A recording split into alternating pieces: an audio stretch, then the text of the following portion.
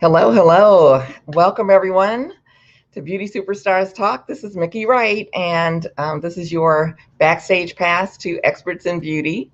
And we are here tonight for a special celebration. It's like it is our anniversary. Woo woo!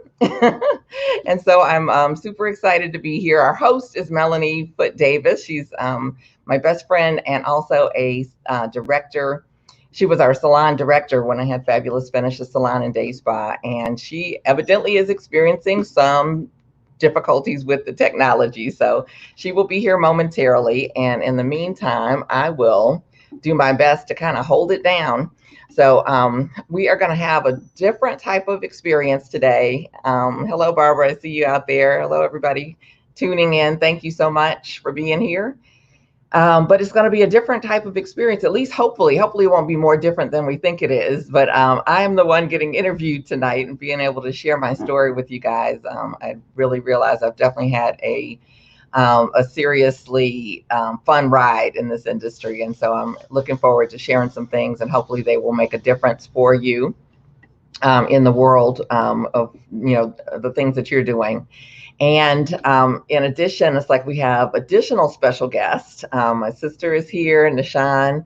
And hi, Rosita. I see you signing on. And then I guess I should probably shift this back since everybody's on kind of on hold while we get started here.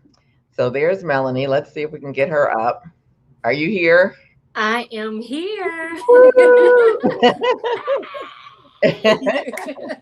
Yay. I was like, this might be even more different than we thought it was going to be. Yes, yes, yes. Technology is great when it works, right? Absolutely. That's my famous line. So, welcome, welcome, welcome, everyone. Yep. So, do we want to try to do our countdown? It's like we are trying to do this. And I see D Isaacs. Thank you so much. We're enjoying the anniversary and just getting started. Nishan's on. Someone is ringing. So please, everybody, go to do not disturb or mute if you are on here. So we don't have too much to try to edit out.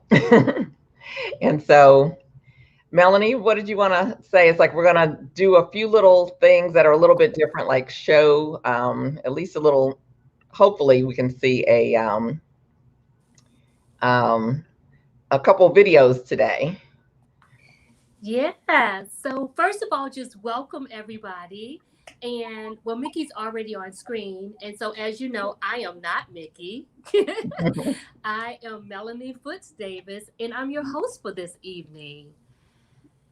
And so I'm super excited that you all have taken the time to join us here for the very first anniversary of Beauty Superstars Talk, your backstage pass to all the experts in beauty. So here's the thing. We come in here, we want to have a good time. We're going to celebrate Mickey and let's just get funky with it. Or as they say, I'm just gonna bring Jiggy back. Let's get jiggy with it. Okay. Because this is a celebration. But before we get started, I want to make sure that I thank our sponsors. And in full disclosure, yes, I'm reading, guys. Technology went crazy, so everything is on the opposite side. So just bear with me. Are you all willing to do that? So it's our first anniversary, and we want to thank our sponsors who for tonight's anniversary party and for the VIP after party. And our sponsors are KV Bond, structuring success for creative entrepreneurs.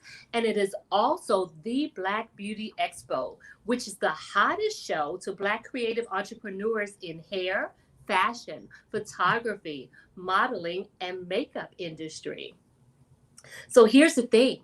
Their next show is August 1st in Atlanta, Georgia. Anybody up for a free ticket?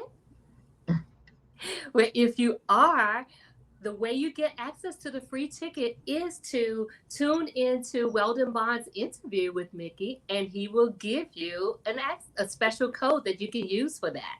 Who's excited about free tickets? Well, I know I am. I can't see you. I am. Also, be sure to follow the Black Beauty Expo on bbe.com and also on IG at BBE. Where Oh, you can, you know what? Can I yes, interject? It's yes, actually Black Beauty Expo. She's reading my shorthand. the Black Black Beauty Beauty X. Expo. No, just Just Beauty Expo. blackbeautyexpo.com and Okay. Black Beauty Expo on Instagram. Yes. Okay. So that's your shorthand BBE. So That's my shorthand. blackbeautyexpo.com. But here's some other good news, right? I'm super excited to share this. Our very own guest of honor, Miki Wright, is also the Global Education Director for Black Beauty Expo. So if you are interested in educating, then make sure you connect with Miki and let's make that happen for you. And I want to let you know, it's like we do have videos ready. So if you want me to get started with that, just let me know. Well, before you do that, we have one more sponsor that we want to thank. And it's our newest partner, which is the t-shirtspot.com. That's the D-A t-shirt. You know we got to get creative, people. T-E-E shirt.com. Yes, Yes, absolutely. yes, yes. So You guys ready to count down into this night we're gonna have? you ready to count down? I have music in my head. I don't know if you all do or not. We're gonna have some music on here in a minute, so hold tight. So let's.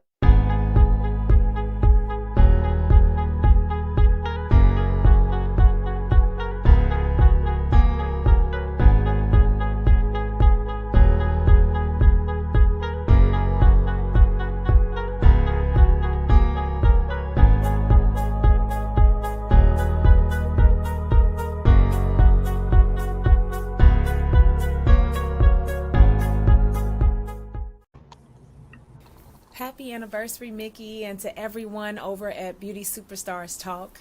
You guys put out so much amazing quality content. It's really hard to believe that it's only been 1 year. And what an honor it was to be recognized amongst all the other professionals as a beauty superstar. Thank you. Miki, working with you over the years has always been a pleasure, and the interview was just as great. It was a way for me to reflect over everything that I've accomplished in the industry thus far. What you're doing for our industry is definitely needed. So thank you for carrying the torch with integrity, elegance, poise, humility, and of course, beauty. I look forward to celebrating more anniversaries with you guys in the future. But for now, here's to 1 year. Cheers. Cheers. That was Marjorie Lightford. She was one of my Black Beauty bosses that was on earlier this year and just has an amazing story. And I'm going to let Melanie introduce all of our special guests for this evening. I'm hoping everybody's ready. We've got Shantae on. Oh, go ahead. Do you want to introduce them or you want me to Nope. introduce them? So we have Miki's very first best friend. She's been her best friend since birth, which is her sister, Miss Shawn Wright.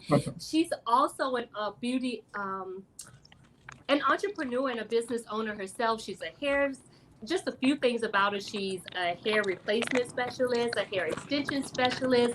She's a marketing, she has a degree in marketing, and she's the one that you'll see at all the shows keeping Miki in order, right? And she's also making sure she stays in line and on task at the shows. So she's like Miki's right-hand man or woman, shall I say. And so welcome, Nish. Good evening, everybody. Congratulations, Miki, on your anniversary. Your shows have been absolutely amazing, and I've enjoyed every one of them. So keep doing what you do and spreading love in the beauty industry.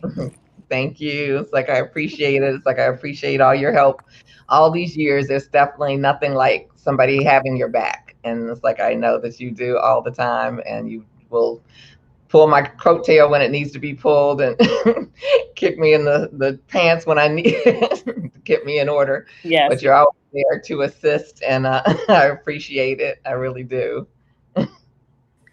And then we also have Mickey's salon daughters, right, as we call them, and they're like my nieces or little sisters. I can never make up my mind. We have Chantel Green, who is also a business owner, a mom, and is just an all around phenomenal hair colorist, businesswoman, and so thank you for joining us, Chantel. Thank you for having me. And I would say thank you, Mickey. Congratulations on everything. She's been a wonderful person in my life.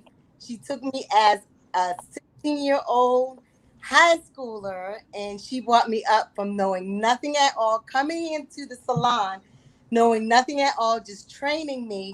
And I just greatly appreciate her because she has done excellent. And now, through the years, I just watched Mickey. She's trained me and taught me a lot. And she's shown me how to be a business owner, which now I've been in business for 5 years at Rock Hair Studio. So I have now 3 other stylists. I've trained another stylist underneath me. And everything that I've taught her, I sound like my mom, Mickey. I go and tell her how to do color and cuts. And I'm like, oh, I sound like Mickey. So I know she has taught me a whole lot. And now she's an excellent stylist. She has built her clientele phenomenally. She has tons of stylists, tons of clients. And she's doing excellent. And I'm proud of her. And Mickey has just been a wonderful person, and she has just taught us a whole lot. And I'm just so grateful because I don't know where I would be if it wasn't for Mickey, So I'm grateful to have her in my life. And it's just, I remember a time when I was in the salon and she told me to go get some cotton. And she was on a Wave Nouveau. And she's like, can you go get me a cotton? And it's this long. She wants a long strip. So I see the cotton and I'm like, I didn't know how much cotton I needed to go around a client's head. So I took a big bowl of cotton and Melanie looked and Mickey looked and they were like, oh, we just needed a strip of cotton. So that's my memories of telling him of her training. And to this day, and I'm like, you know what? I've come a long ways from that. Absolutely. So it's more stories of having to go back to the shampoo bowl with dandruff and, teaching me how to blow dry and have customer service, and talking to my clients and telling them what they need. And, to this day, I have clients that's been with me since I was 16.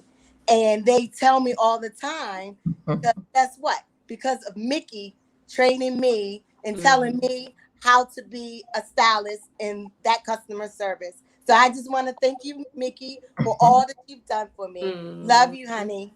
Love you. Thank you. Thank you.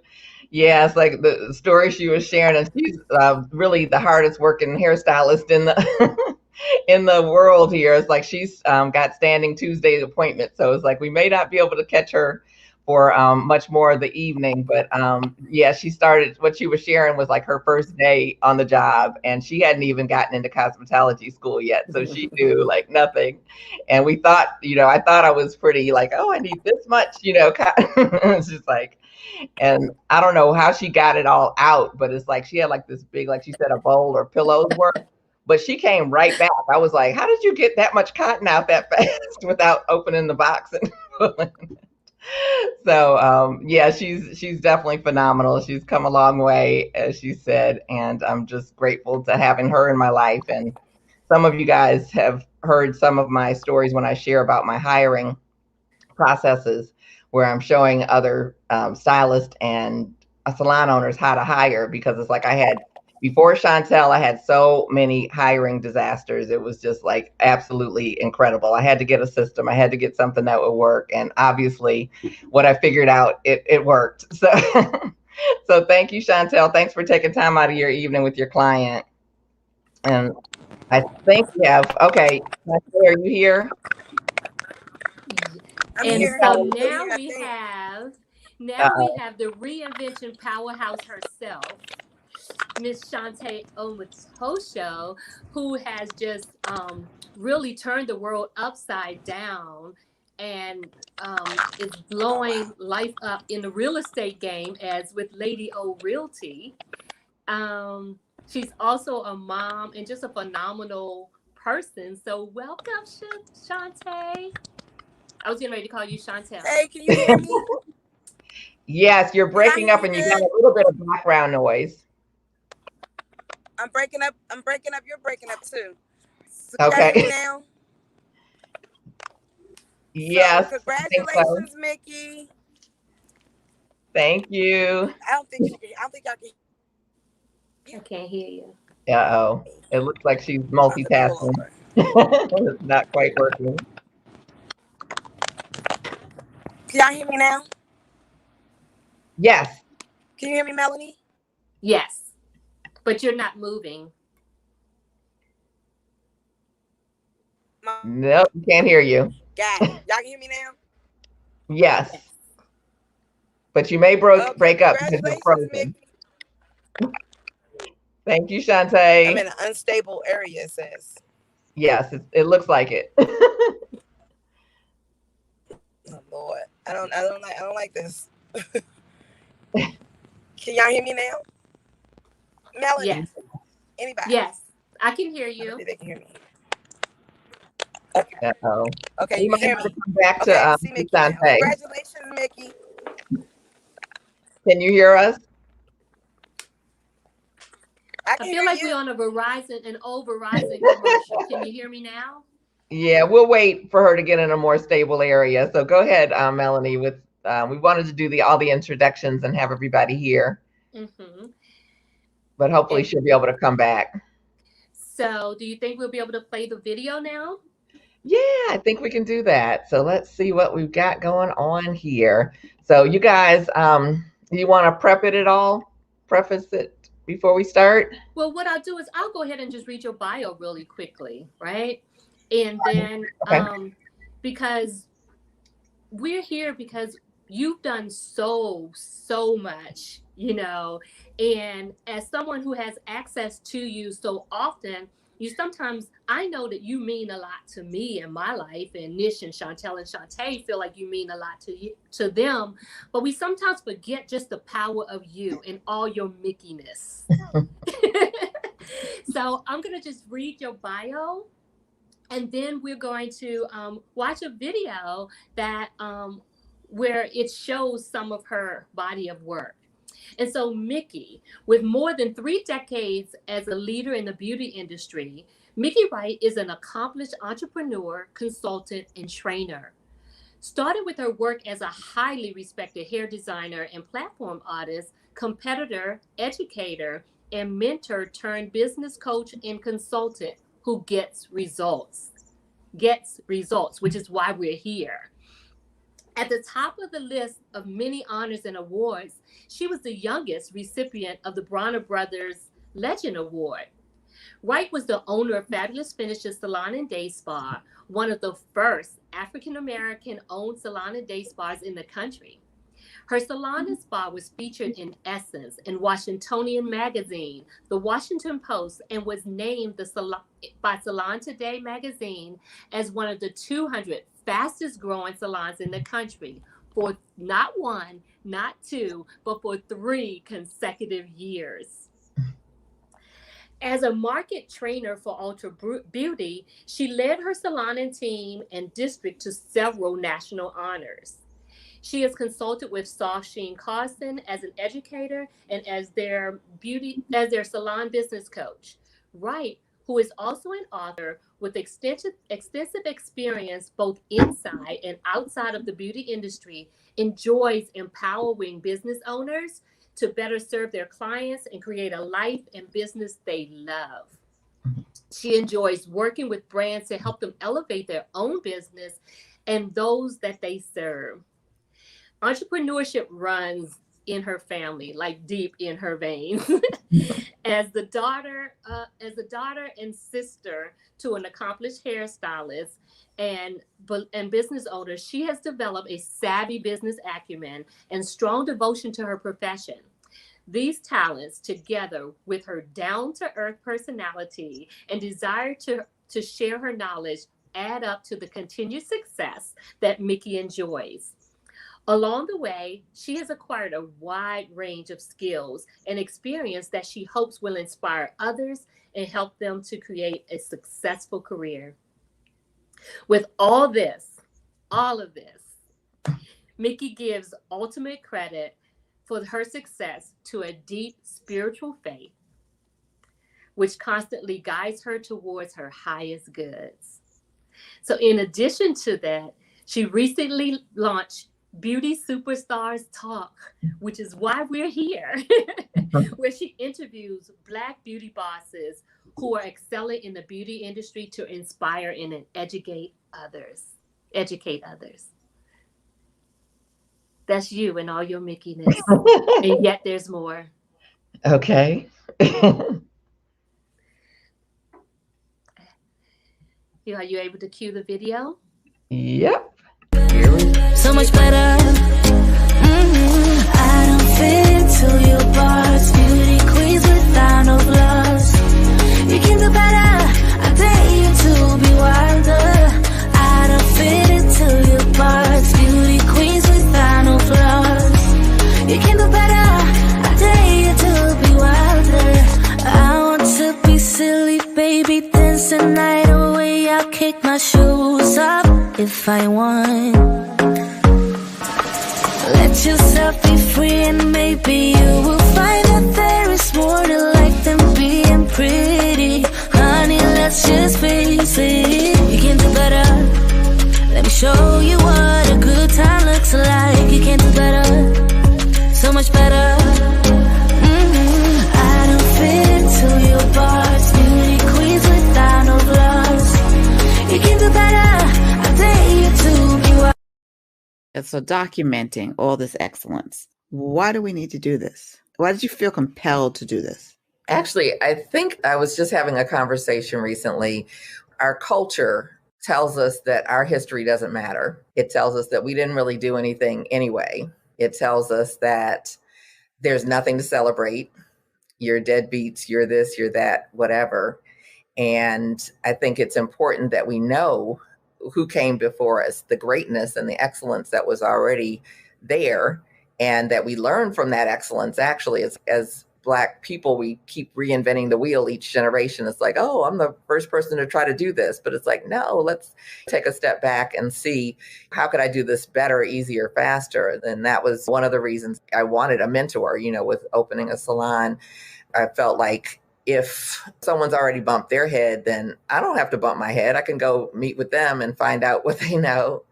And a lot of the legends is like I've had the opportunity to work with. It's like they were people that I completely looked up to, and I had the opportunity to learn with them, learn from them, and grow with them, and then be on stage with them, and then do classes and that type of thing. And so I think it's important that we create this excellence, that we know that it's possible, that we know that it exists, and that we continue to share it, because we can all point to examples of things that aren't working well. But let's take a look at what is.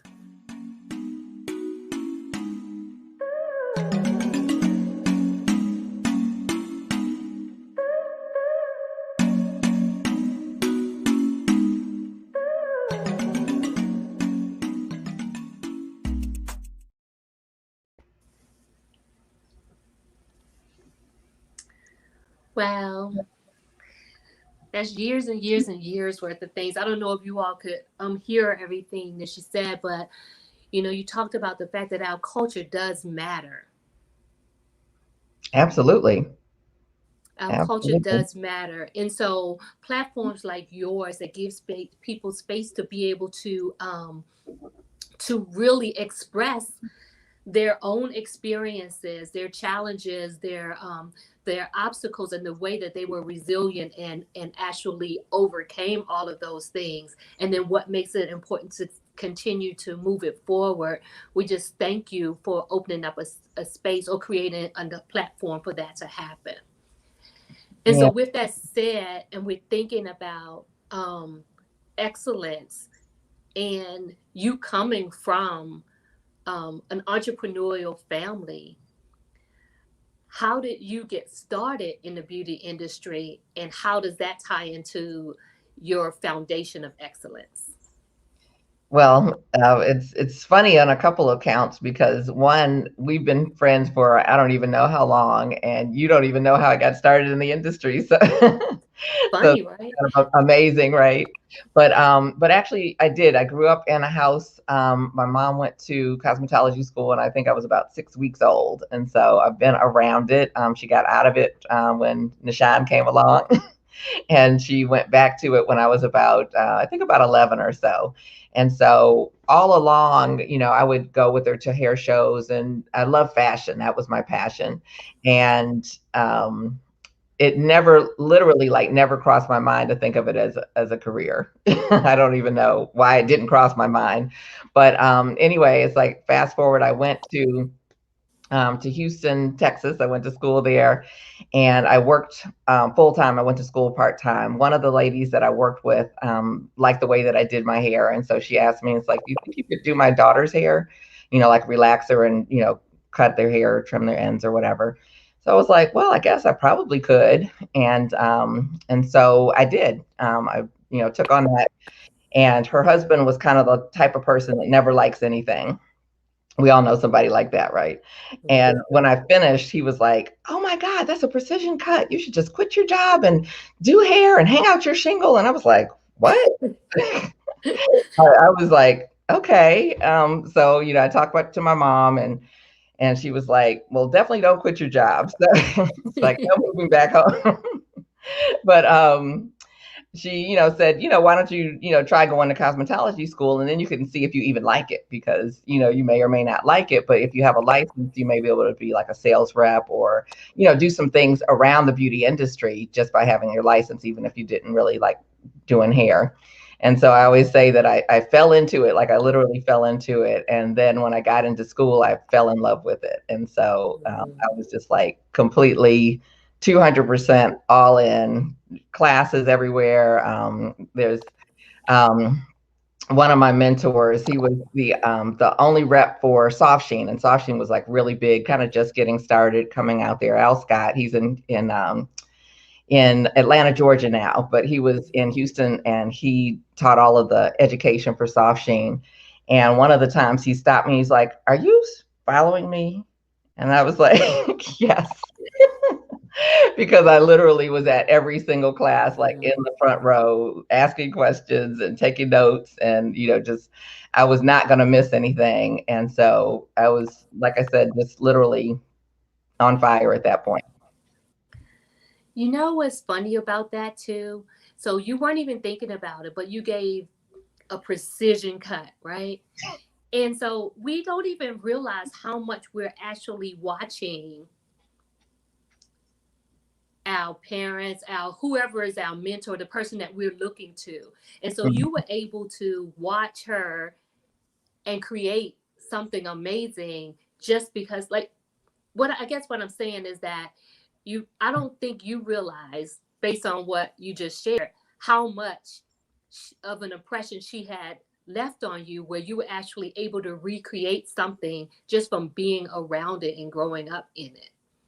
Yeah, absolutely. Yeah. Neither one of us realized that I guess I picked up something along the way. And I wasn't even like at the salon. Nishan spent much more time, started her career much earlier. We started our professional career around the same time, but she had always been interested and involved. But yeah, it's like my mom and I are both still surprised. But she said that Nishan's a couple years younger than I am, but when she came home, that I came running out with a brush. That was like my first desire to brush the new baby's hair. So she's like, maybe there was a clue in there. So you thought Nishan was your doll? I guess so. Well, hopefully she took better care of you, Nishan, than I did with my dolls, because my poor doll's hair, we won't even talk about that. Okay. It's crazy because I didn't plan to do hair either. My mom used to always tell us, like, y'all get 18, y'all getting out of here. So I was supposed to go away to college, and our dad passed away when we were in high school. So I think I just didn't want to leave home. So I was like, okay, if I go to beauty school, she'll let me stay at home. So that's how so that's crazy. So you went to beauty school because you weren't ready to leave home. Right. I didn't plan on doing that as a career. And here she is. Plus years later, still doing hair. Yeah, still doing hair, and not just doing hair, but still, because it's what you do is more than hair, right? We Right. really touch people's lives in the beauty industry in ways that people don't even really think about it. And I often say how we are the only other profession besides the medical profession that's licensed to touch people. And there's so much power in touch, and there's so much power in the relationships that that we create through that power of touch and that emotional connection that we make with our clients. And so it's just interesting that you all went into it for different reasons, but you're not only did you stay, but you continue to educate yourself, which is why he thought you were following him. Yeah. Like, here she is again. Yeah. I see Shantae is back. So hopefully, yeah, she's better now. But Chantel shared that, it's like she still has clients from when she started when she was 16. It's like, I got that from my mom because Nashawn still has clients from when she started. Because it's like that's the power of giving really good service and really creating those relationships and all. So yeah, so a lot rubbed off. So now that Shantae is back, and we're talking about going to shows and learning and educating and things, do you remember, Shantae, the time you went with Miki to Houston? Let me say, okay, hi. Hi. Welcome I'm back. sorry, you guys, but congratulations, Miki. Congratulations on your anniversary. Thank you. Very, very, very happy that you found definitely something that you love doing. I told you that you'd be great at this. This is your thing. But yeah, starting with Miki, I started actually because she came to my school for a mini hair show for Edison. And when I looked up on the stage, if anybody know Miki, if she walks in the room, she has this huge presence. I mean, she's tall, one, but she still has this huge presence about her. And when she came on, it was like, oh yeah, that's who I'm going. I want to right there. I want to work right there. And then another thing also was a special thing because Chantel was from the same school, and it was like, oh, Chantel went to the same school. I was like, oh, that's where I'm supposed to be, and thinking it was some type of thing of our name, Chantel, Shantae. I thought it was just like destined, And from there, following her around, everybody called me Miki Jr. because I followed her always followed her around, just on her coattails. And Yeah, she was the baby. I was yeah, Chantel wasn't currying nothing. She was like, curry that. So I said, yeah, I was going currying everything. So I didn't mind. I was very humble to curry those bags. I was very humble to be in like all y'all presence and to learn. So I didn't mind. I didn't mind at all. I didn't mind being called Miki Jr. I didn't mind. I thought it was an honor to even be called and being in the same little presence of and the category with Miki and Chantel and Melanie. Everyone, I think everyone's fantastic, but Miki, definitely my hats goes off to you because I mean, I'm doing real estate now, but that's just something I'm doing. But I still do hair. I still have my salon and still have clients that I've been doing since I was 16. Right. Love them to death. Need a break, but I love them to death. Chantel's a workaholic. She loves all this. I was just talking to her. I'm like, really? Okay. But I do love hair, but definitely I love real estate as well. But hair is my passion. Yeah. Mhm. Yeah. Melanie was asking me about our trip to Houston. Do you remember any of Oh that? yeah, the trip to Houston, the good old Houston trip that I was definitely Mickey Jr. on. Um, Let me tell y'all about this. So we go to the, I think was this one of my first time flying. I think it was one of my Yeah, first you were times about flying. 16. It was like your first time. Yeah, Yeah. one of my first times flying, and I was like, "Ooh, I'm going." And then I had friends that used to work at another salon called Obsessions, and they was going. I think I was telling Chantel this the other day, and they were going, and they was, I guess, a party salon, I guess, and I guess our shop was boring because we didn't have cocktails and stuff. I'm just saying, On I special love the way I grew up. occasions. I I love my upbringing. I love my upbringing because I wouldn't be who I am today. But I'm just saying, when I got to the show, I thought I was gonna party. I thought that's what hair shows, and I was over there hanging with them and the other salon. And next thing I know, when you say Mama Mickey, she was like, Shantae, let's go. It wasn't a question. I just had to go. I was like, bye, you guys. They was all partying, but they didn't wake up on time either. They were late. They was on time. We was bright-eyed tail, bushy tail early in the morning, and just ready to rock. But that was one of the best experiences. I think did I walk that show? I don't think I walked that show. You were my choreographer. I was a choreographer. I Yeah. figured something. I And was you were doing in it. something. You were in it. Yeah. You I had was in it too. you had plenty of jobs for that show, Shantae. I felt like I was a mom. I thought I was doing something back then, you guys. I thought I was hot. You were. I look back at those videos, Chantel, I was like, what in the world? They were funny to look at, but it was fun. It was all funny. It was all fun. I mean, that's definitely something I wouldn't change. I wouldn't change that life experience for nothing. Being at Fabulous Finishes from, I think, 15 going on 16, all the way up to 20, that was the best experience. And I think molding me, because I was moldable at that time. I'm glad that you were the one that was able to mold me and not another person, because I don't know who I would have turned into. But yeah. Like, Yeah. Well, I'm super proud of Chantel was saying something. and Go that's ahead, Santa. also true because I think about, even when I was saying earlier, how I was talking to, like, even my apprentice that I have at my shop, and I just sound just like her, as far as, the color, the applications, talking to the customers. I mean, it's just amazing how much you pick up. You don't really think about it. Mm-hmm. And I'm like, wow, I sound like my mother, Mickey.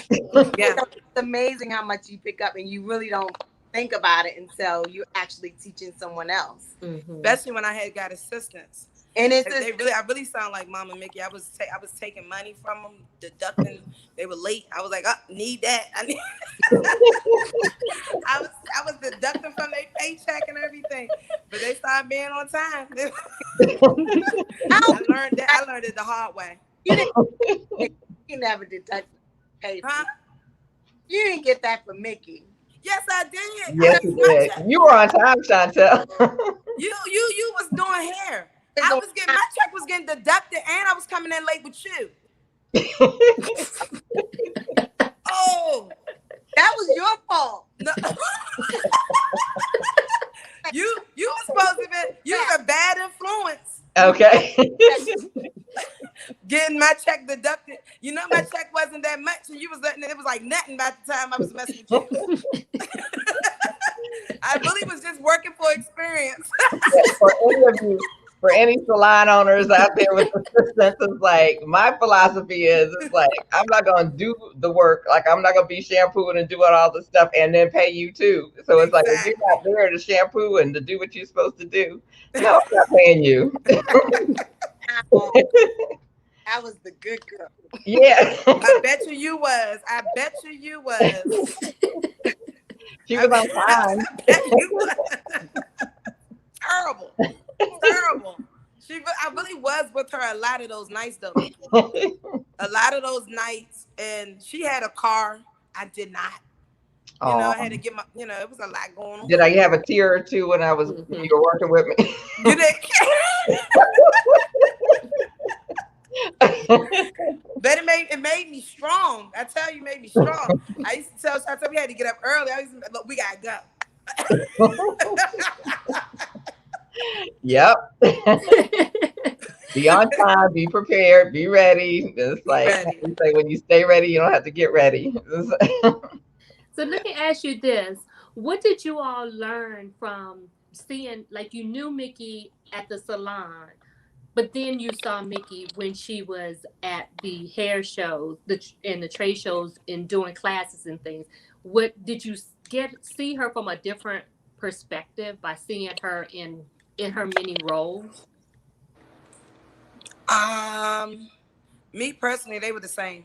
Yeah, I said the same thing. She was organized. They were the same. She's the same. She's the same. She don't have a she's not, she doesn't have a turn on switch. Cause so you remember Miki philosophy was also when you're doing hair in your chair, you was on stage at all times.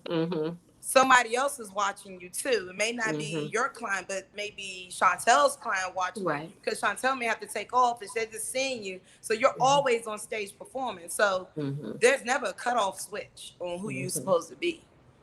She was always that, so she's teaching while she's doing hair. She's also educating. She was educating her clients a lot of times too. Like, this is why you can't do this. And, you know, and not to be funny, but Miki could be very sarcastic. So when she was telling the clients certain things, it was giving like a duh moment, like duh.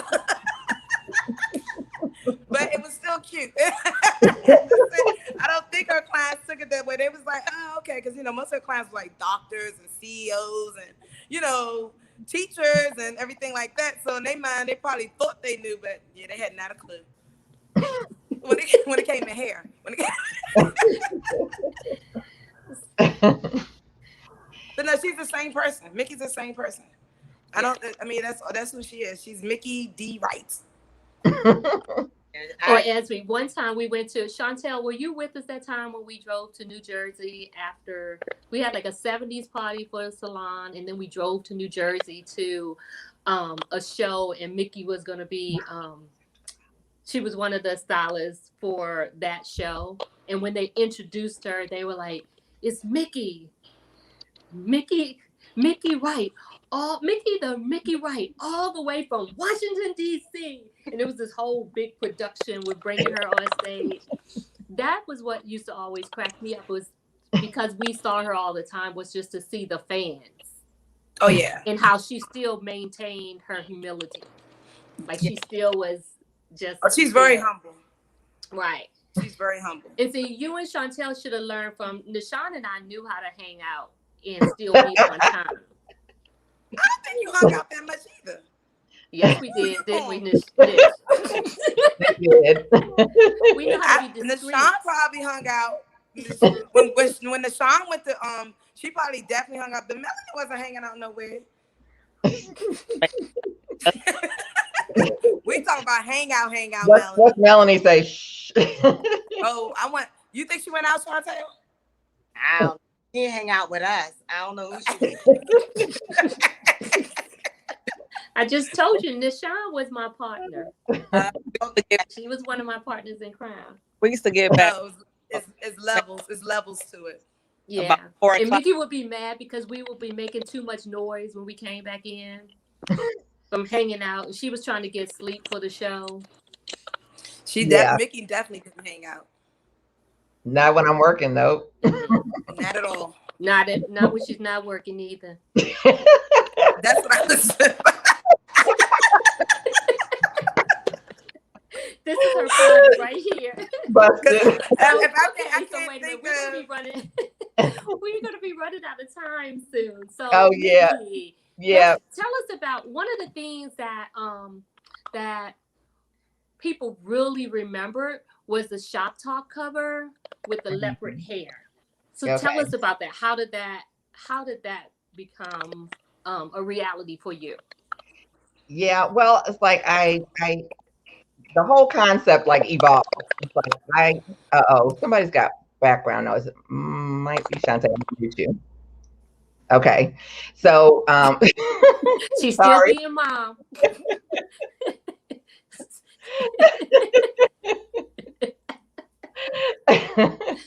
So it traces back to, it's like I was one of the finalists for the You Set the Trend competition at the first Proud Lady beauty show that they held in Chicago, Illinois. It was a photo competition.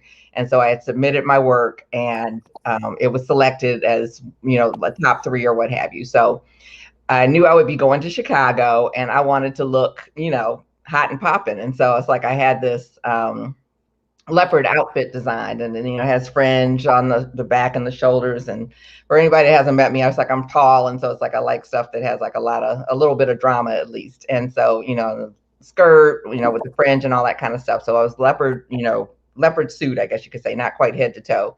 But while I was wearing the, actually, to trace back a little bit, I was wearing my hair curly. I think I may have had like a curly wave or something like that in my hair, but I didn't want that look for my outfit. So I had, it may have been even like one of my first weave experiences. So I had like a straight kind of pixie style on my hair.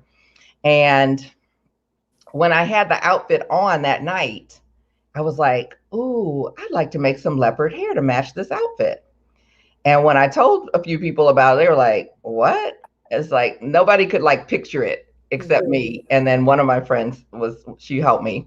But I was like, yeah, I got to do this leopard hair. So it's like we had this photo shoot, and the leopard hair almost didn't happen like 3 different times, because one, my friend, it was like we did it like with a stencil. And my friend was taking, and just for you creative people out there, it was the inside of a pantyhose container. You know how you get the pantyhose and they're wrapped around a little cardboard piece, but it's not real hard. That was what we used as a stencil. But my girlfriend was going to cut out the stencil stuff. The little teeny stuff I'm not always that good with. So anyway, she was dragging around, and it's like, okay, well, just like forget it. It's like, it's just not going to happen. So she finally gets it done. It's like I'm using the model for 2 different looks, the same model that was going to wear the leopard look. She was going to have her regular hair, and then we did the leopard with a wig. And so she was going to be my last person that I worked on.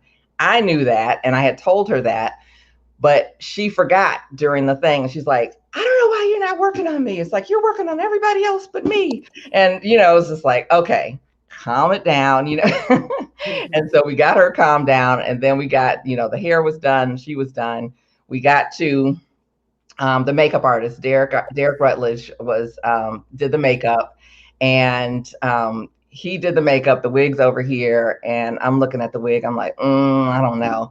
And he's looking at the makeup like, I don't know about this makeup. And then we put it together, and it was just like, bam, we were both instantly like, yes, that is the look. And we got the photo. We had a great photographer, Hugo Paez, and he's in Wheaton, Maryland, and he did the shots. And when they came back, there was one, and I was like, oh, this looks like it should be on the cover of Shop Talk. And so I wrote them a letter and said, I have this shot, and I think it should be on the cover of Shop Talk, of your magazine. And people were like, you did what? And, people say that I'm humble, and it's like, and I am. And, it's like I just got introduced recently to recently on a Zoom thing. And, the person introducing me was like, it's like, she's done all this stuff, and she knows all this stuff, and she's just like a real person. And I'm like, okay. It's like, yeah, it's like I am a real person. And so anyway, Shop Talk contacted me and said, oh, we like the picture that you sent in, and we are going to use it inside. We're not going to do a cover or what have you with it. So I was like, okay, cool. It's like, it was probably like the first time I was getting published, period. And so that's great. Okay, no problem. Then they called me back and said, you know what? We decided we're going to use the picture on the cover. And you know how you're like trying to play it cool? And I was like, on the phone, trying not to scream. And so that was how that image landed on the cover of that magazine. And it was their 8th anniversary issue, and I was told it was their best-selling issue ever. So I am really proud of it, and it was quite the experience getting it all to come together. But and I didn't even go into it with the intention of it being on the cover, but it was just like I saw it. I saw it on the cover already when I saw it, and so sometimes you have to follow that vision all the way through, even when nobody else could see it, because every time I talked about it, no one could see it. And then when I saw the shots, like, oh, I love that.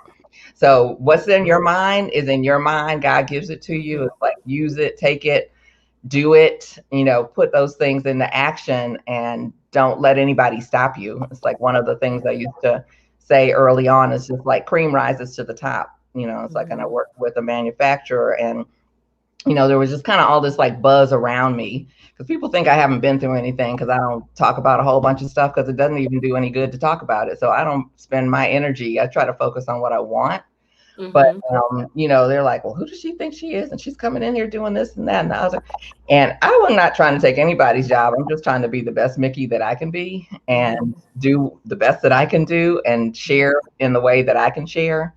There's different people. I wanted their type of personality, but I don't have their type of personality. And, when I was trying to get started, I had a really tough time. I was like super intimidated by the clients, and spent half of the time in tears, and had to leave the industry and go back and get a real job, go, back and work in the office and stuff. And I would talk to my mom, and, it's like the lady sitting in my chair, the owner, Sali, would, send some of his clients that he couldn't take care of. And, they'd be like, Sally doesn't roll it like that. He doesn't do it like, and my mother was just like, you're never going to be able to do it like Sally. So just tell them. It's like, I'm not Sally. I'm not going to be able to do it like him.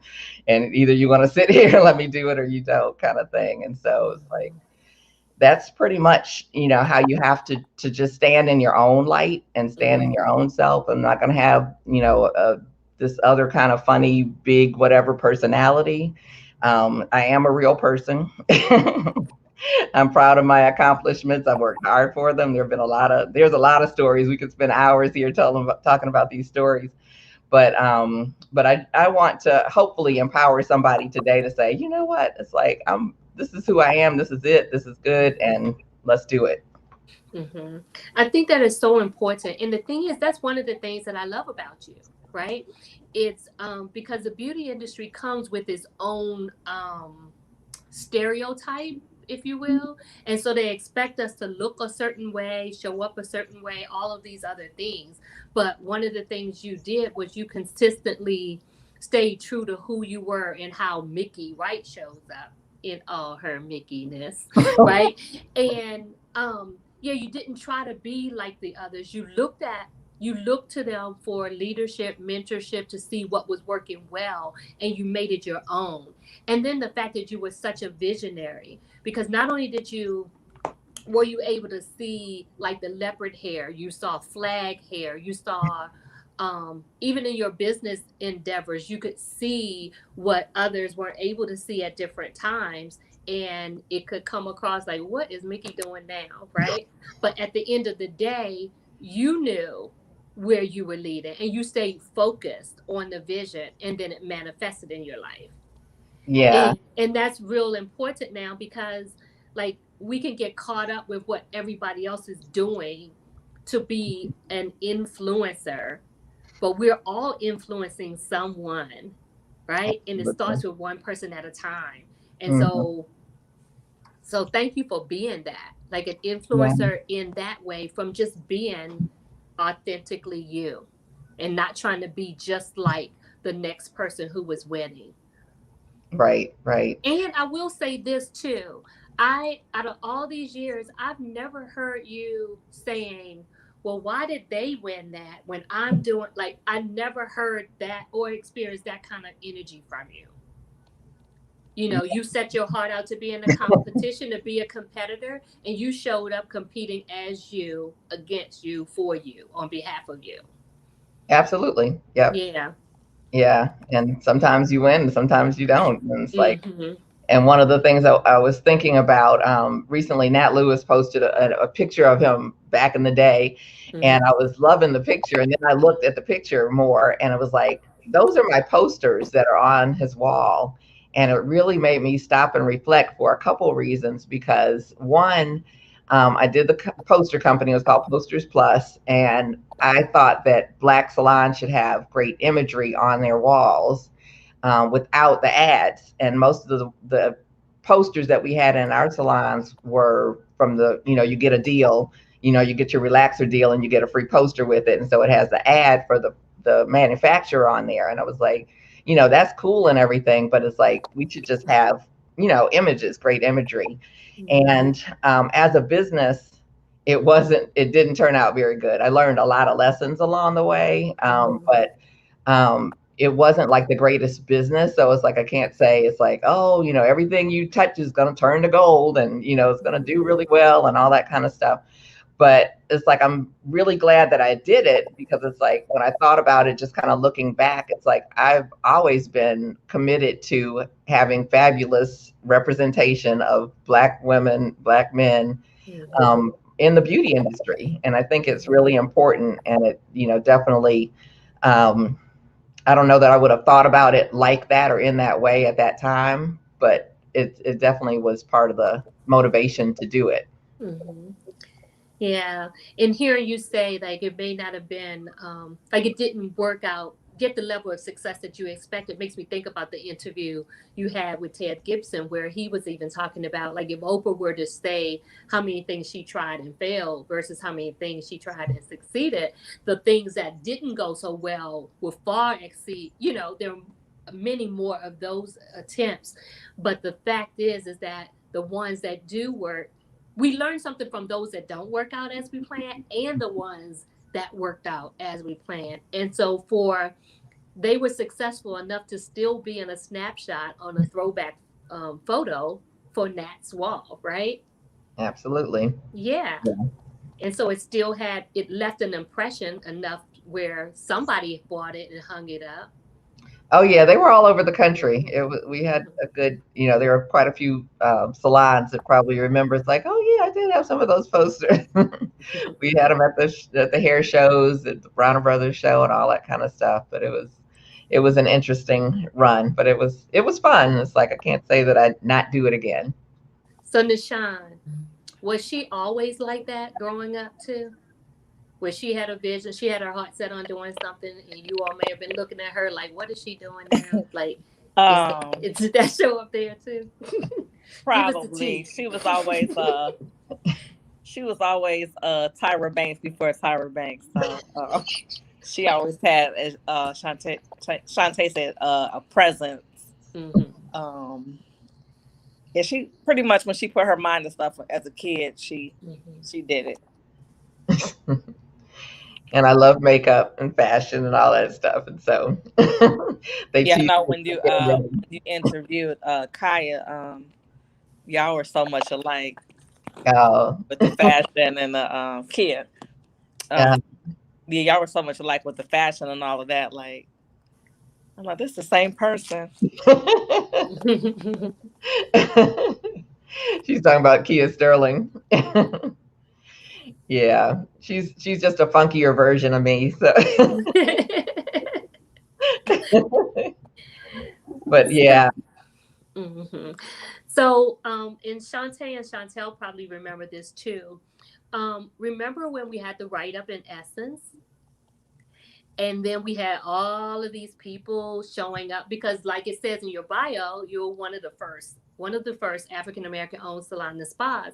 And calls were coming from everywhere. We had like 2 inches of real estate in the Essence magazine, like in the corner.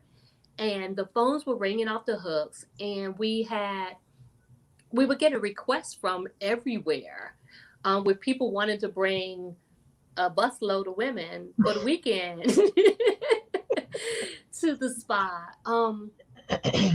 But tell us about what that experience was like for you. Like, I know what it was like on my end, but what was that like for you to really to get that feature and then see how so many women responded so favorably for what you had created?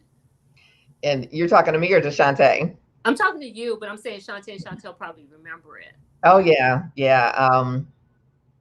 It was absolutely crazy. It was something that we worked hard, I guess you could say, to do. It's like we wanted to be featured in Essence. Who doesn't want to be featured in Essence? And so, we did press releases, and that we had, I guess, this kind of vision meeting, I guess you could say. And it's like with Tracy Terrell and her sister, we went to the Essence Festival, and part of the time, and I don't even know how we squeezed everything in, because we did all the classes, we did all the shows at night, we did every restaurant lined up, it's like we ate there, and we still had these meetings around what I wanted to do next with the business, and getting into Essence was one of the things. And so I think it was about a year and a half later. And that too, anytime you're dealing with press, it's like, I see it, I believe it when I see it, it's like it's printed, because it's like they tell you one thing and then something, a breaking news story happens and you get pushed aside or what have you. And so we got pushed a couple different times. I think it was supposed to come out in October.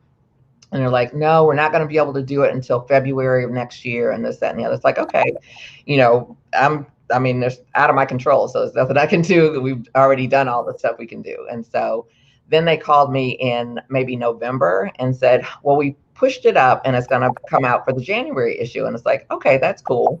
So I'm thinking January, right? But the January issue comes out the kind of mid to early part of December. So it was right in time for Christmas shopping. We literally had people calling from like Seattle, Washington, from Louisiana, from New York City, from everywhere in the whole country to try to get gift cards and appointments and what have you. This was on the very edge of the internet. We didn't have our website up yet, which, a couple of people had said, you need to be working on a website. I'm like, okay, we'll get to it. We didn't have a website. We were computerized in our salon, and this was I think it was 97, I think was when that, or it was like the January 98. So it came out 97, I believe. And we had our computer system up front, and we had a fax machine, all of these kind of old school things. But literally the phone never stopped ringing. We had to mail, requests for our price list or fax it. And so some of our front desk people literally stayed there overnight, just trying to catch up to get people their stuff. Because then they were calling back we didn't get our brochure to see what services we want to get. And people came, I just came across the article they wrote up on us in the Washington Post. And, a gentleman had come from, the other side of Virginia, had driven. He's like, oh, well, this is close enough, I can just drive in. But it wasn't next door kind of driving. And so he drove there, and anytime people came to the spa and everything, it's like we gave tours. It's like we showed them, the place and everything and what services we offered and all of that. So they really got a sense of what we were doing if they came in person. And people literally lined up to get gift certificates for our services. And so it was overwhelming to be for sure, because it's like you want to be able to take care of everybody, but you literally can't take care of everybody, even if we had 10 times more people 24 hours a day. I mean, it was just really, in that way overwhelming, but it also was really gratifying, that we were meeting a need. It's like there were Black women across the country who were looking for this type of environment, who were looking for this type of service and deserved this type of service. And so to think that we're offering it was phenomenal, that people wanted what we offered, because we, like you guys said, it's like I was one of the first African-American owners of a salon and day spa. And so people have asked, what made you do that? And I hear people talking all the time, oh, I'm going to open up a spa, or oh, I'm going to do this. But we put a lot of market research into doing this move before we did it. I knew I did not want to be just stretched out there looking crazy, and people didn't even want the services and stuff. So we did in-house surveys. We did in person. We took a group of our clients and did what do they call, a focus group? Focus group. Yeah, and really sat down, and it's like, okay, what do you want? What are you willing to pay for? What are these things? And in addition to them saying, this is what we want, because we actually had clients that had been to full spas, not day spas, but where you go for the weekend or the week and get completely taken care of. And so that was a really great, time to really kind of get into the heads of our clients and really see where they were. And then I'll share this with you guys. Because our clients had those types of experiences, their level of expectation was way up high, like as far as what we were going to provide. But much of our staff had never even been to a day spa or had these type of services. So we set up a couple of different types of things. But one, it's like we did a staff meeting where we had a limo come to pick up everybody and take everybody to a day spa to get many services, so they could see, what is the environment? How are you greeted? What is the service like? All of these things, so they would actually have a firsthand experience of what we were trying to create. Can I jump in for a minute real quick? Just to pause. And staff meetings are something that not everyone was always open to coming. They didn't want to spend Mondays coming to a staff meeting. And sometimes when someone was late, I think, wasn't someone late or almost late? And they didn't know they almost missed the limo. I'm just stressing. She muted You're muted. Shantae, so can you unmute her? I think she has to unmute her. Let me see. I just want to jump in and say this because because there's several layers to this. What you say, Shantae? Me and Chantel missed the limo. Yes, yes, we missed the limo. And so I'm saying this because everything that I'm hearing in all of this sharing is like the mindset that you had as you were growing this business was from a business perspective. And so we did have meetings and we had trainings and all of these things. And the bonus is you never knew what the meeting was going to be about. So who knew that you would come into a meeting where you were going to have limo service? And so Miki, I just wanted to throw that in there. Miki was beyond the time, I believe, when it came for a salon business owner, even when it came to this day spa. So think about it. Even right now, it's still a need for those services, but can't nobody really do it, or can't nobody really put it out there and make it work, because so many salons and spas open and they close, open and they close. It's really hard to get those two for Black women together and make it work. But it's needed. As you see, when you put it out there, they came running and they want it. But then when they come in, they just like it's so needed. It's a business for Black women. They need to know how to take care of health, even not more than just massages and things of that nature. It's well-being that a lot of Black women just don't know how to do. But Miki definitely salutes you, because I mean, you was thinking ahead of your time. It's just that, you was thinking ahead of your time. I was in the limo contest. So you missed it, Shantae. Was that I missed it? Yes. I was there. I must, but I can say yes. Did you barely make it? Why didn't you tell them to wait? Why didn't you tell them to wait? I don't remember you not being there. I was there. I feel like there was no sisterhood right there. You didn't tell them to wait. I was there.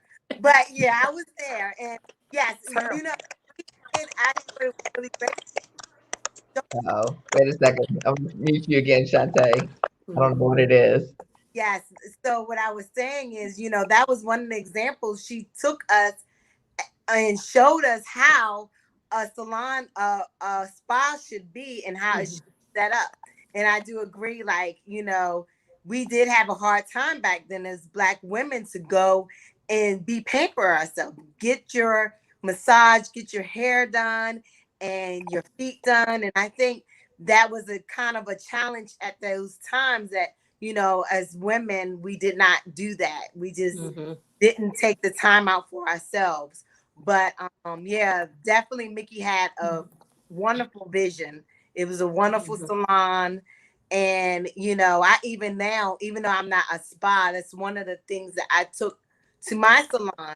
I'm always there for that pampering. Let's sit down, let's relax. I do steam treatments and different things like that, relaxing things for my clients, because they need to relax and learn Mhm. When you come into my salon, you need to take the time and just breathe for a minute. And that's something that I learned from Miki, because we definitely do have to do that more often. Yeah. Yeah. Yeah. It's Thank because remember, because one of the things, oh, I'm sorry. Uh-oh, Chantel, what Yeah. were you saying? I said, and thank you for taking us on that field trip, because I did learn something very important that day, and I was not late, Chantel. Yeah, and that wasn't the only experience or field trip that we went on. Like we even took trips to the mall where you were sent to the anchor stores, and then we came back and had a meeting. Do you remember that? About what was your experience like in Nordstrom versus what was your experience like in the Sears or JCPenney or whatever it was that was the anchor store. Do you all remember that? You had a list of things to look for and to really tap into how you were greeted, how you were cared for, all of those things, because our clients were used to having quality service. Some of them only flew first class. Some of them, like, so they had a certain level of expectations that we wanted to make sure we met. And so Miki helped to make sure that we were always teaching and training in very experiential ways, on what that feels like, not just what it looks like. And I have one other thing to say. One thing she really taught me that I'm doing now in my 40s is taking care of me, stretching. I remember in one of our meetings, she's like, you have to stretch. You have to take the time in the morning. And those little things I think about, and I'm like, now that I'm in my 40s, oh yeah, I need to stretch, because guess what? I'm hard working. I'm in the shop 10 hours a day, and I do need to stretch. I do have back pains and leg pains and feet pain, foot aches or whatever. And those are the things that I've taken, that she's taught me, and saying, instead of saying, okay, well, I have these aches and pains and I'm going to stop, but I love what I do. And I'm like, you know what? Let me just wake up a little earlier and take that time and stretch. So those little things, is been wonderful to know that. Well, the slogan was pampering is not a luxury but a necessity, Yes. right? So Miki, before we go into the next question, because we're going to be wrapping soon and preparing for the after party, let's just first check in to see I can't see on my end. What's going on in the chat that we could respond to? Wow. It's like I'm like rolling back. There's so many comments. So thank you guys for being here. And while you pulling that up, I just want to also take a moment to invite everybody to the after party. So you can meet us at an after party, and you that's happening right after here, so we can hear more stories and get up close and personal and share some things that you may or may not hear here. So for the after party, and it's only $10, and some of the guests are the beauty bosses that's been on the that were guests on the podcast. They're invited too, so you never know who's going to show up. So come hang out with us, with the who's of the beauty industry right after this. And you get tickets. You go to, what is it? Hold on. Let me see if I can scroll it. Now I'm acting like I'm old. I have glasses on and I can't even see. Can you see me? It is partywithstars.eventbrite.com. That's partywithstars@eventbrite.com. Can I do that? Yep. Okay. Yep, we get it. There's the ticker. Okay. So we got that going. So you guys can check it out there, and I'm gonna see if I can put it in here in the chat for anybody. So thank you also for joining us. So D. Isaac says, hi, Miki. Yes, love it. Happy 1-year anniversary, Beauty Superstars. Thank you so much, G. Are you guys getting a kick out of this conversation?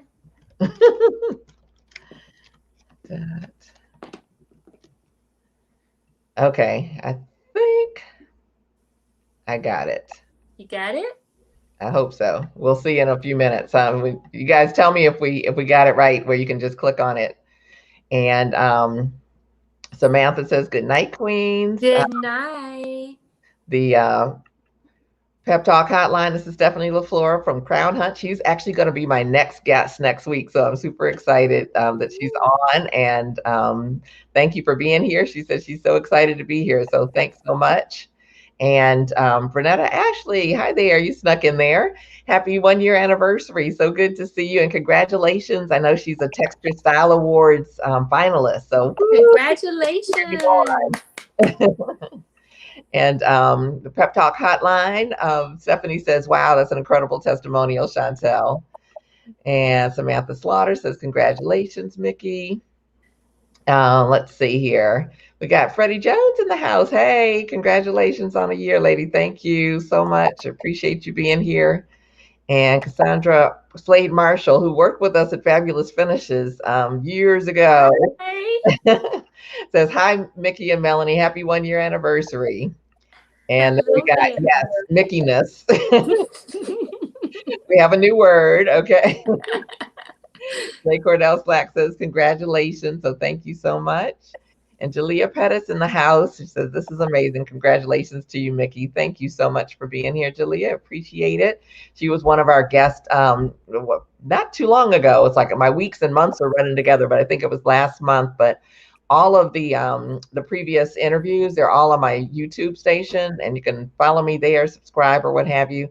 It's YouTube, and it's Miki Wright, Miki, just one K, Miki Wright. And check out her interview. It really some powerful, good stuff on there. So thanks, Jalea. And we've got Dee saying, "Beautiful Miki, yes, celebrate success, everyone." And Pep Talk, what a legacy. And so Sherry Bowman Daniel says, "Congratulations. This is outstanding." Thank you so much, Sherry. We appreciate you being here. And Fabienne is here. "Congratulations, Miki." Thank you so much, Fabienne. Like, she was part of my mastermind and is doing some amazing things. So I'm super excited. Barbara Edmonds, thank you so much. She says her gift from God was as a visionary. Thank you, Barbara. It's like, she's the sweetest. And she sent me this wonderful, she was like the voice, back, with the stages. It's like she ruled the stage. She ruled the room with her voice. And she sent me an audio recording. So I am going to share that when we have the after party.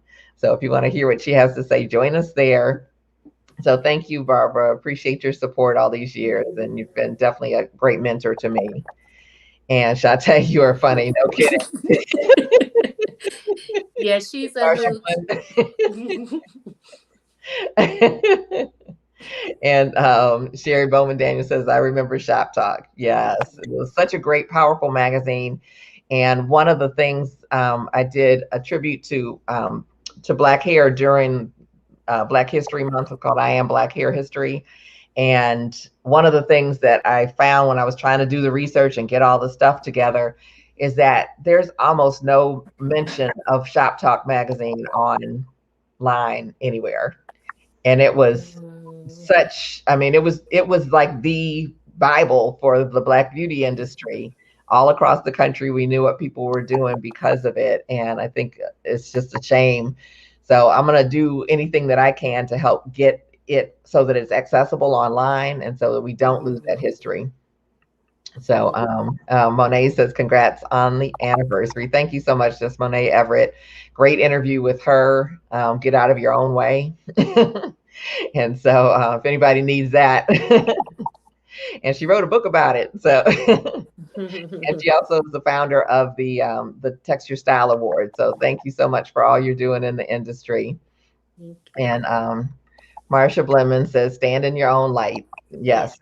So thank you for reverberating that for us. And Diane DaCosta, "Happy anniversary, Miki." And it's like she was a former guest as well. It's like she's contributed to the Milady textbook on textured hair, and also to the natural hair textbook as well. And she's a natural hair specialist, been so her whole career, and has just dynamic things to share on the industry. So, and Cynthia Davenport is here. So happy anniversary, Miki. And she was also in my mastermind as well. So glad to have you here, and thank you so much. And Katanda is here, so she says congratulations, Miki. And we recently met. It's like she's a Dudley grad, and for any of you guys that may not know, it's like Dudley. They're in the process of doing a group that I work with, which is Every Dot Black. I'm part of that group, and I'm probably, I guess, the only hairstylist person. Lafayette Jones has been there much longer than I have, and he's like legendary in the beauty industry on all aspects, but not necessarily a hairstylist. But they're working on preserving the legacy of Dr. Joe Dudley, and he has pictures of him on stage and with other people, around the world as he's done speaking engagements, all the awards that he's won, all of the things that he's collected through the years, in addition to, the Dudley Style Q magazine, the Dudley products, the way that he's grown all of these people in our industry into fabulous hairstylists as well as business people, colorists, and all of those things. And so they're in the process of preserving the legacy, trying to get all of these things together. And so we're looking for people to do testimonials, celebrity testimonials. So any of you guys that are out there that are, that work with celebrities, you are a celebrity. It's like, we want your testimonial. You're a Dudley grad. Katanda has a fabulous career, and she just did really the first video I've been able to do. It's like I've been trying to work on it between everything else, but I know so many people that are Dudley grads, and I know Dudley is Dudley strong. And so I just implore everybody to come out, contact me. And so we can get you guys involved with the project. They're doing interviews of so many people who know Mr. Dudley and the impact that he's had on his life. And so it's a beautiful thing, and it's so exciting to be part of. So thank you, Katanda, for that fabulous testimonial about your experience traveling across the country, specifically to go to DCU, and all that your career has become since then. So thanks a lot. And there's the after party there. It's scrolling down there, but you can click on this. So that's me. Katanda says yes. Go DCU. And Dana Gibbs says the queen. Thank you so much. And Fabienne says yes. So I think we got through. It's like, that's a lot of comments and everything. I'm really excited that you guys are very active and engaged, and hopefully we're sharing some things, shedding some light, and helping you to think and expand what you're doing in your own world and with your own clients. So, okay, we're back. I have one more question for you before we wrap. We have 4 minutes. So you think we can do this? Oh, I don't know. Well, first again, thanks again to our sponsors, Black Beauty Expo and KV Bond, as well as the t-shirt spot. Okay, so I have to stop you already. So stop, pause, wait. I gotta move. You guys get to see my little pillow for my back. I guess she has to go stretch, Shantae. Guess what is hot? I wanted to share with Miki on how great she shared with me. Oh, she got t-shirts.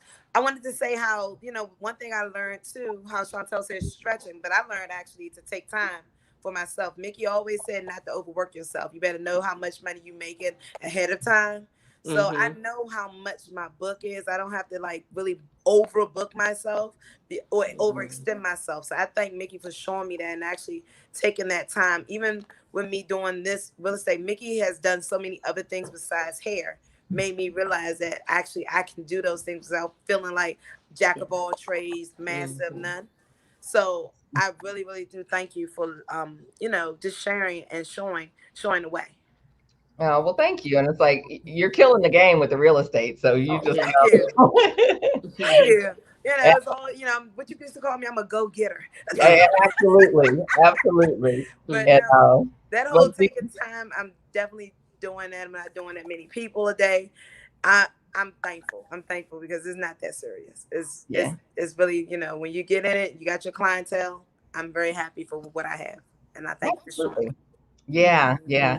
And actually, it's like, I've actually just launched. It's like we just did a webinar yesterday on pricing. It was actually Level Up is what it's called, for pricing strategies for dope hairstylists. And one of the things that I was able to introduce yesterday was the luxury hairstylist blueprint. And it's actually showing you how to do your pricing, as well as how to, as Shantae just said, it's like, do few people, make your money, go home. It's like, and double your income is my goal for you with doing 2 to 3 clients a day.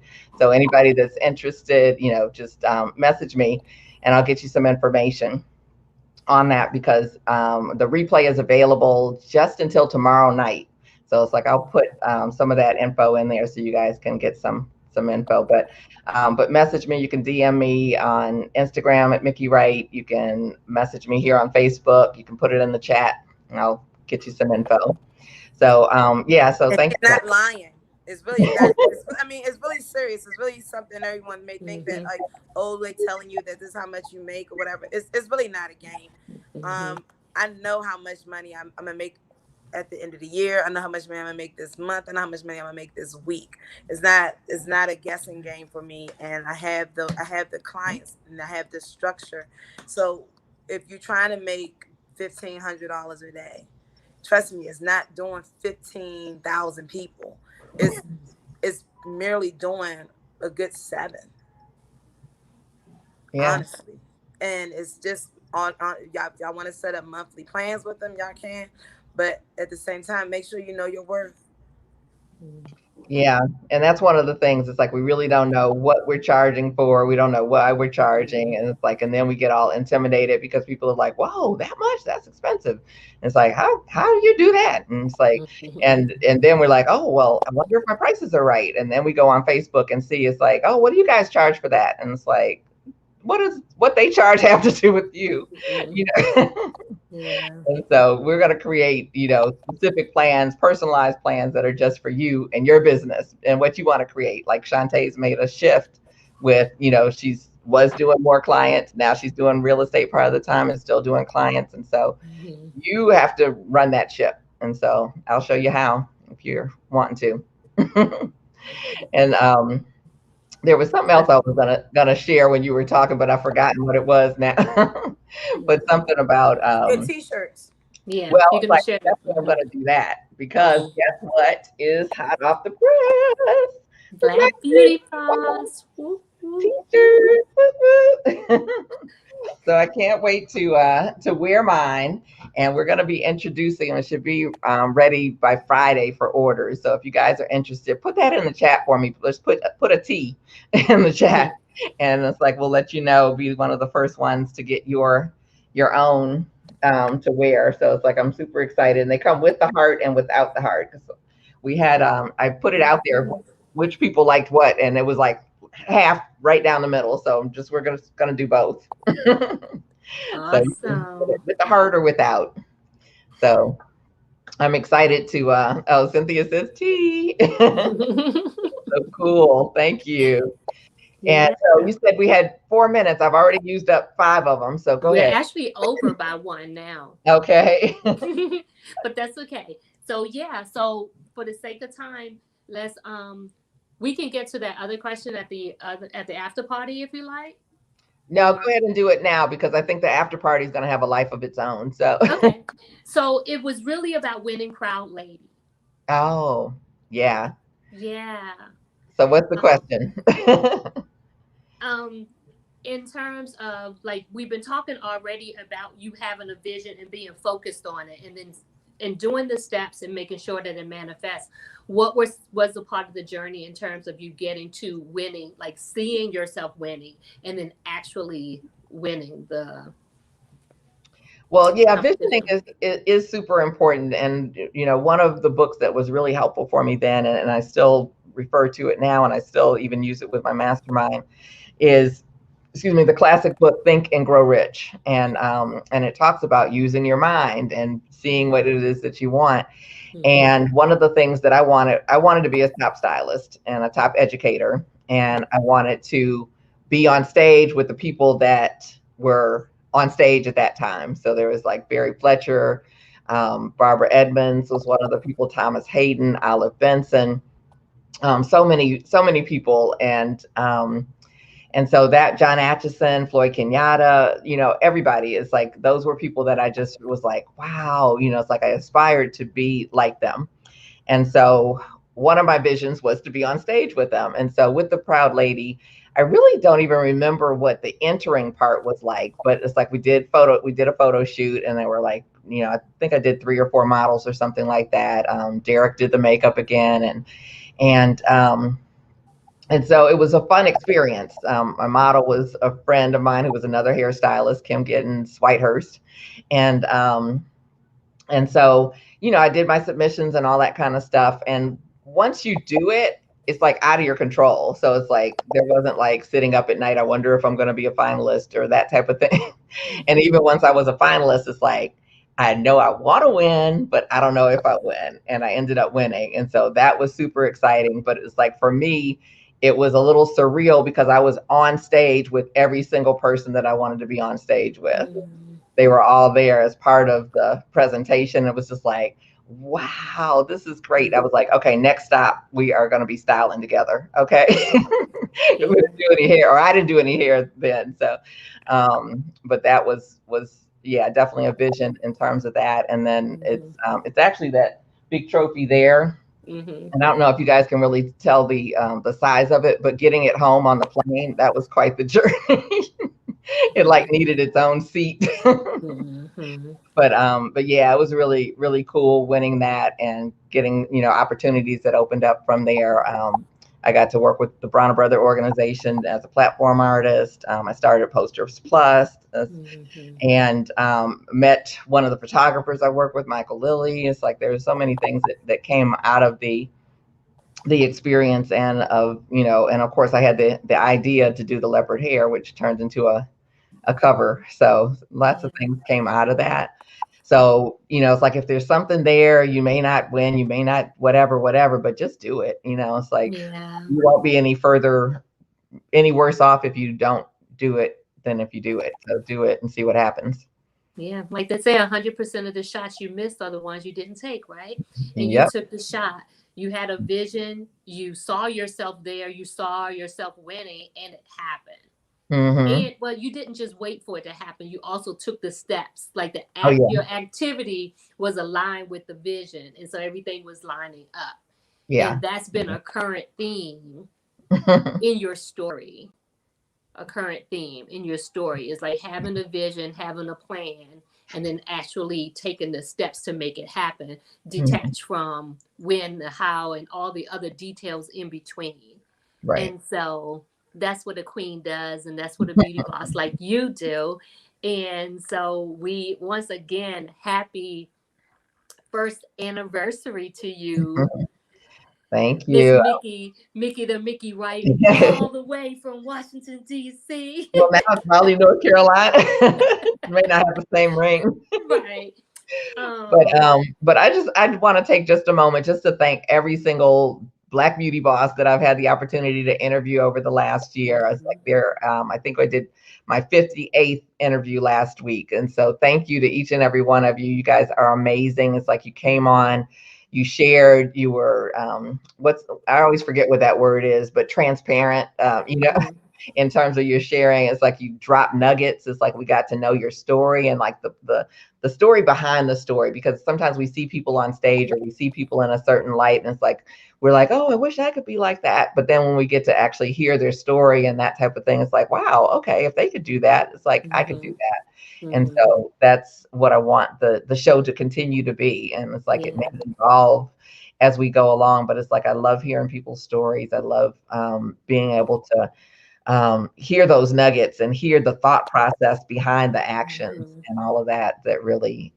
pulls us forward. And it's definitely an opportunity to give voice to Black artists and entrepreneurs, because a lot of times we don't have the representation that we might have otherwise. So we're doing amazing things. So continued success. And obviously I want to thank my sponsors. Black Beauty Expo has been there with me for quite a little while now. And it's like, we're coming up on the actual event. So I'm just super excited to be, in that type of partnership with them. And also as global education director, putting together a really first-class education and it's for, you know, all aspects of the industry. And KV Bond is here for the time that we spent today, the anniversary party, as well as the after party afterwards. And the t-shirt spot just has this wonderful t-shirt that's ready to hit the stands. And so I'm really grateful, just really grateful for everything. And I hope you guys will continue to spread the word to let other stylists who need to see some of this to, you know, tag them and say, check this out, because I think we have so many things that have been so like, wow, like you could pay thousands of dollars to get the information that you get here. Yeah. So we love you, Miki. We appreciate you. I am personally like just honored to really like witness your journey from the view that I get to sit in and see the journey and see you go from the time we met, which is a whole nother story, to like how we became friends, to seeing you get here. And I remember when you were telling me about wanting to do this, and as you began to step into it, and I'm getting a little emotional thinking about it, I felt like she found her sweet spot. Like you are so right where you are meant to be. And I even share with you that I can even see it at some point being archived, because you are documenting so much content about our culture, that I could even see it as an exhibit in the African American Museum, because it is just that important. And so I am super proud of you. I love you. I'm going to continue to be your cheerleader on the sideline in the back. And I've been called many things. Little Miss Miki, Mickey's little friend. Little Miss Miki, Mickey's little friend. All those different things. But the one I cherish the most is being your sister and your bestie. Yes, so, absolutely.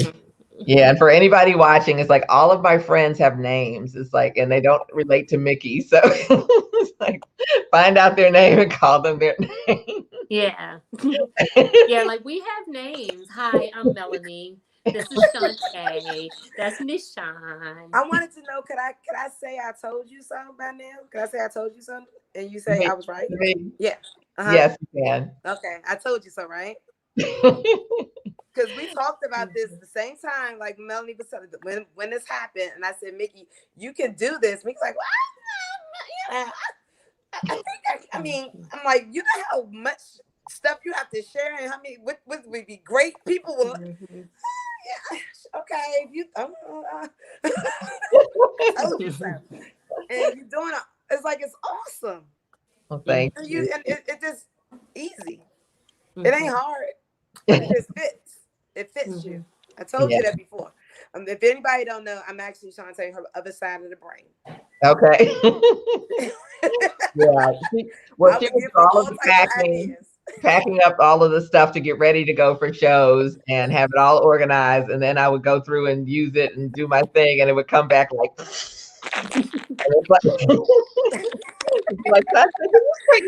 this is something that this it looks good on you. This looks good on you. That's what I like. I like this. It fits you. Yeah. No one else could do it better. That's how I feel. Thank you. Yeah, I feel like a little thing in my life has prepared me to be right where I am today. Absolutely. And so I'm grateful for everybody coming on. Did you want to say something, Nishan? Yes, I just wanted to second what Melody was saying, to see your growth from when you left Houston and we did the 2-day road trip for you to go to DC to do hair, to where you are now. I'm really proud of you and glad to be your sister. I have a name also. I'm not Miki's sister, but I'm just really proud of you. And this is like amazing what you've done and created in the past year. Just so many stories and, from the legends to the newer stylists, like it's really amazing. Well, thank you. Thank you very much. Like I'm so excited about what we've already done, but it's like, I feel like the best is still yet to come. It's like, there's still so much more. And, it's like I say, I have like 5 years worth of people that I want to interview. And then like every week, literally every week I meet somebody else that's amazing. And I'm like, oh my goodness, like I want to, it's like, we got to share this. We got to share these stories. And so I don't know where it's all going to fit in and how, because it feels like there needs to be 3 or 4 of me. So I don't know how to do to do everything that I want to do. So it's like, if anybody has help, I need a other side of the brain, Shantae. With how to organize everything and not get stretched too thin. So, but I am super excited. There's I still have 2 more of this month to do. So Stephanie with Crown Hunt will be on, and she has introduced Crown Hunt as a platform that will houses education for Black artists and textured hair. And so you can get discounted education on there, which is phenomenal. And as a stylist and educator, like you can actually have your work on there and monetize what you do. And then we'll have Tamika Gibson, who is the hair diagram, and she is killing the game with her Bold Hold products, but she does videos like nobody. And she says she's like still scared about doing them. And it's like, what? So she's going to come and talk to us about, how to get over our fears of doing video. So I can't wait for that. And that's the last Tuesday, 2 weeks from now. So more to come. And so now I'm getting ready to use Fierce Love and get us off this line, because we have guests waiting for you at the after party. Yep. So and Shantae, it's your turn to do this to her. Oh, yeah. Your turn to I was tell hoping her. that my girl would still be here, man, but she's gone. So our whole thing was be like, holla at you. And Nish, you forgot your other Mickey. name. Hey, doll.